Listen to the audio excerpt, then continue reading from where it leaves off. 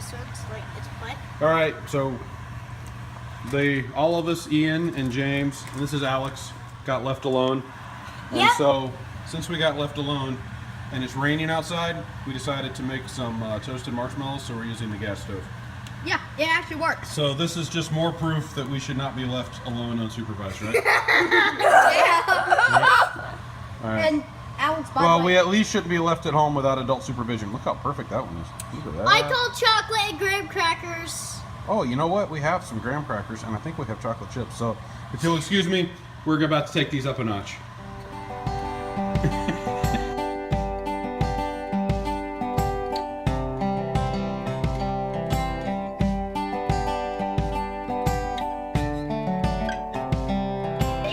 Okay, so since it's raining outside, what we're gonna work on is Mealworms! yeah, so we're starting to get larvae. They're getting pretty big, and we've got the pupa are starting to turn into larvae, so we need a better place to The keep larvae them. are turning into pupa. What you said would be correct. What I said would be wrong. So what we're gonna do is we're gonna make a container, and we're gonna put mesh in the bottom of it, so when the beetles lay eggs, they'll fall down into the second one. Where the eggs will be. Where the eggs will be, and then when the larvae hatch out and we have the little larvae, then we'll move them into the one we have now, where they can get bigger. Then when they start turning into pupa, back in the top to turn into beetles, right? Not all of them, but some of them, the ones we don't feed to the chickens or go fishing with. Yeah. The pupa, you go fishing with the larvae. Yeah, the larva. The pupa we'll put up top that we're gonna let turn back into beetles.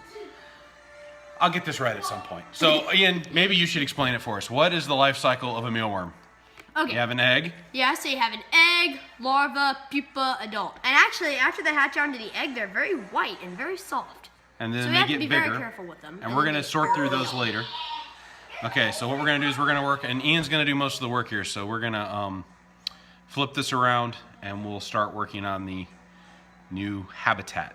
I guess I'll help narrate while Ian works. So we're gonna take one of these, and we'll use the one that's in the worst shape to cut up, I guess.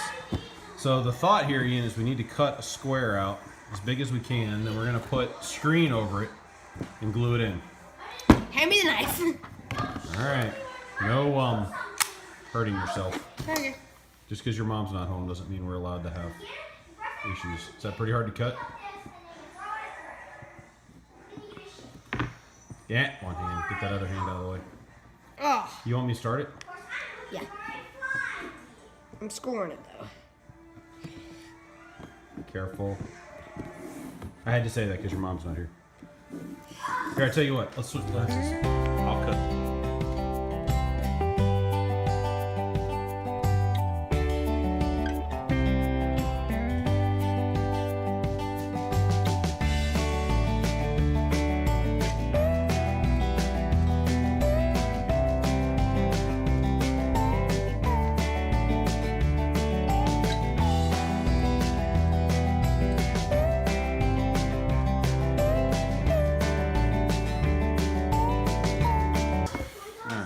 Our other glue was set up, so we're going to use this. This is actually non-toxic model glue. We used it for some of the other stuff, That we made. but it's made to bond to plastic, so it should help bond fairly well and run right down through to the wire to the plastic, kind of like we did on that lid. This is the glue we use on that lid? Yeah, that worked pretty good. Yeah. So, we're going to start by gluing it.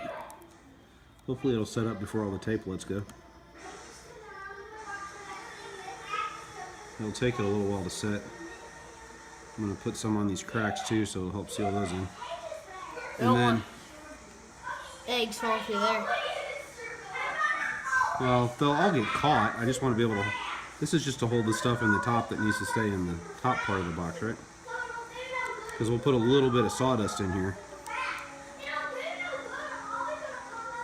I wonder what I can do to accelerate curing this. I wonder if there's anything that would accelerate that glue. I wonder if it'll thermally set. Like if we put it in something slightly warm. Let's Put it in the oven and bake all the moisture out of it. Well, it's not moisture, it's probably volatiles, but let's see. Caution, caution, caution. Joining system, separate. Hold 20 seconds, allow 4 hours. So undo that and roll you out of here. This is courtesy of Grandy. My grandfather, that's what I call him. He just calls me. Well, same thing. Alright, so let's see. He may end up in a video at some point. We don't know yet, though. So that's long enough. So really, we just need to cut it off, right? So you think you can cut it with? This is metal. This isn't the. If it was the fiberglass stuff, you could probably do it with scissors. But try those. Could you unlatch this for me? Squeeze it. Undo it. And then you literally just need to cut a straight line right down that edge. Be very careful, though. Yep. Weren't these things invented in World War II for cutting metal for planes? I think that's why they call them aviation shears. Or tin snips. They work for cutting lots of. Look at that. That worked pretty good. Yeah. Okay. These make them Can you handy. squeeze them together and lock them? These may come in handy in a later video. Okay. So. It's not going down from the bottom. It's going on the outside. Yeah. Well, we want to glue it on the inside, but we want to make sure all the sharp edges stay down. So it doesn't kill the eggs. Well, what we're gonna do. Oh, so the. But what if they lay eggs in places like around there? Why don't you get the shears and straighten that edge right there? All right. What eggs? Our other glue was set up, so we're going to use this. This is actually non-toxic model glue. We used it for some of the other stuff. That we made. But it's made to bond to plastic, so it should help bond fairly well and run right down through to the wire to the plastic, kind of like we did on that lid. This is the glue we use on that lid? Yeah, that worked pretty good. Yeah. So, we're going to start by gluing it. Hopefully it'll set up before all the tape lets go. It'll take it a little while to set. I'm going to put some on these cracks too, so it'll help seal those in. And then, eggs falling through there. well, they'll all get caught. I just want to be able to. This is just to hold the stuff in the top that needs to stay in the top part of the box, right? Because we'll put a little bit of sawdust in here. I wonder what I can do to accelerate curing this. I wonder if there's anything that would accelerate that glue. I wonder if it'll thermally set. Like if we put it in something slightly warm. Let's Put it in the oven and bake all the moisture out of it. Well, it's not moisture. It's probably volatiles, but let's see. Caution, caution, caution. Joining system, separate. Hold 20 seconds, allow 4 hours. Okay. So you see that white thing there right above my finger? Put both hands on there and I'll point them out. You film. Pupa. Look, they've been eating through the bread. You can see where they've eaten a hole all the way through it. One must have been hungry or something like that. Yep. And so what did we decide we were going to do? We're going to put pupa in there and leave larvae in here. Yeah. Do we want to put the pupa out on the? Put some out here so we can see them and do some video of them. Here. By the way, Ian said he wouldn't touch them, and the pupa will move. Get some good close-up video of him there, Ian. You can see his wings. Hold on. Hold on. And so that's the larva starting to turn from worm into beetle. And so what we're going to do is start kind of, tell you what, let's sort.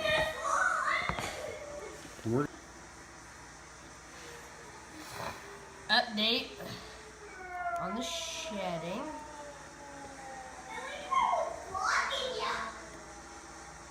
Now 3 people. Oh. See that one right there? Here, now have 4. There. Yep, we're going to wait a lot longer before we do this again. I mean, we're gonna wait a lot longer. Do you see him moving? Yeah, I think the camera maybe got it. I'm not sure. Looks like it's over here. So these can move, but mostly just swing their abdomen back and forth. Pupa don't move very much. They only move to defend themselves.